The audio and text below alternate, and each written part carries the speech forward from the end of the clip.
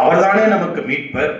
இப்படி அவர் மேல பழி போட்டு அவரை சாகடிச்சுட்டாங்களே, நாம் என்ன செய்ய போகிறோம்? இனி நம்மை யார் காப்பாற்றுவார்? நாம் எப்படி வாழ்வோம் என்று ஒருவரோடு இன்னொருவர் வினவிக்கொண்டு பேசிக்கொண்டு போகிற போது ஆண்டவரே அவர்களை பார்த்து கேட்கிறாரு, நீங்கள் யாரை பற்றி பேசுகிறீர்கள்? நல்லா கேட்குதா உங்களுக்கு? அவரை பற்றி தான் பேசிட்டு போறாங்க. ஆனாலும் ஆண்டவர் கேட்கிறாரு, நீங்கள் யாரை பற்றி பேசிக்கொண்டு போகிறீர்கள்?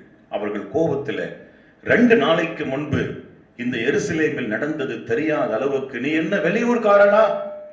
உனக்கு தெரியாதா? நாங்கள் பேசுவது நாசரேத்து ஊரை சார்ந்த இயேசுவை குறித்து தான். அவரை சிலுவையில் கொன்று விட்டார்களே, நாங்கள் என்ன செய்ய போகிறோம்? எப்படி வாழப் போகிறோம்?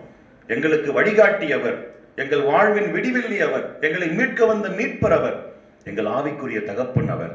நாங்கள் என்ன செய்ய போறோம்னு பேசிக்கொண்டே போறாங்க. எம்மாவு வந்துச்சு. ஆண்டவர் இயேசு அப்புறம் போகிறவர் போல பாவனை காட்டுறார். இவர்கள், ஐயா பொழுது போயிடுச்சு, இருட்டுல எங்க போறீங்க?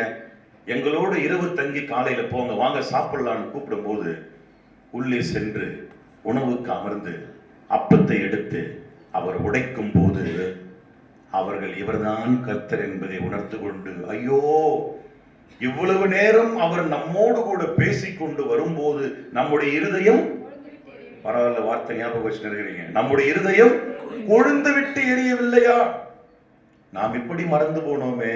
உடனே அங்கிருந்து அந்த ராத்திரி போனவங்க திரும்ப அந்த ராத்திரி அங்கிருந்து புறப்பட்டு எருசலேமுக்கு வராங்க. நாங்கள் கர்த்தரை கண்டோம், நாங்கள் கர்த்தரை கண்டோம், அவர் சாகவில்லை, அவர் உயிர்த்தெழுந்தார் என்று சொல்லுகிறார்கள். கர்த்தருக்குள் பிரியமான திருச்சபை உறவுகளே, இந்த உயிர்ப்பின் நன்னாள் உங்களுக்கு ஆசீர்வாதமாய் இருப்பதாக. இந்த உயிர்ப்பின் நன்னாள் உங்களுக்கு ஆசீர்வாதமாய் இருக்க வேண்டும் என்றால் அதை உங்கள் தனிப்பட்ட வாழ்வுக்குள்ளே கொண்டு வாருங்கள், உங்கள் தனிப்பட்ட மனதுக்குள்ளே கொண்டு வாருங்கள். எப்படி ஆண்டவர் இயேசு மரியாளுடைய டீமுக்கு ஒரு முறையும், சீடர் டீமுக்கு ஒரு முறையும், இந்த டீமுக்கு ஒரு முறையுமா தனித்தனியா அனுபவத்தை கொடுத்து 40 நாள் தங்கி இருந்து தம்முடைய உயிர்ப்பை நிரூபித்து விட்டு பிறகு பரமேறி போனார். அந்த இரட்சகருடைய ஆசீர்வாதம் உங்களோடு தங்கி இருப்பதாக. ஆமென். இந்த நாளிலே ஈஸ்டர் நன்னாள் என்று சொன்னாலே நம்முடைய ஆலயத்தில் மல்லிப்பூ அலங்காரம் பண்ணி நம்முடைய ஆலயத்தை நாம் அலங்கரிப்பது வழக்கம்.